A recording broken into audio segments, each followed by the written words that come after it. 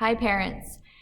For this week's Parent and Faith Life moment, I want to share with you a moment that I had while I was on parental leave. And it was this. I was thinking about my older child, who's 3, and about how she hadn't been to church in a long time. And it might be a long time until she goes to a normal church service again. And then I started getting really sad about that because I started thinking, oh my gosh, for some portion of her childhood, she won't have gone to a gathered community church service. So I started thinking, well, what if a parishioner came to me with this question or this concern of my 3-year-old is going to have a season in her life when she's not going to normal church? And I thought to myself, well, what would I say? Well, she's 3. And childhood is long.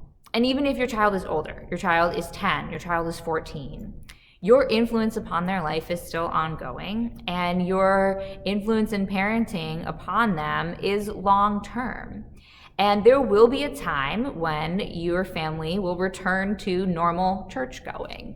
And this will just be a sort of disrupted time.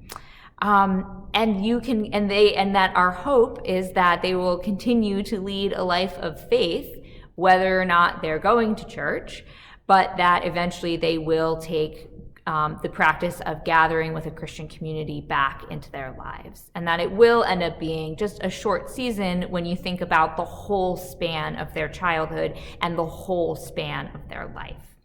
So that just sort of spoke God's grace into my life when I was thinking that way. And so I wanted to speak that grace to you, to remind you that childhood is long, that with parenting, it is sometimes about identifying the forest through the trees, and that your influence means a lot, and the way that you talk about your own faith and the way that you encourage them and will encourage them in the future to gather with Christian communities when that is available will be important. And so I hope that you're able to take some of the pressure off yourself when you think, gosh, we're not going to church like we normally do.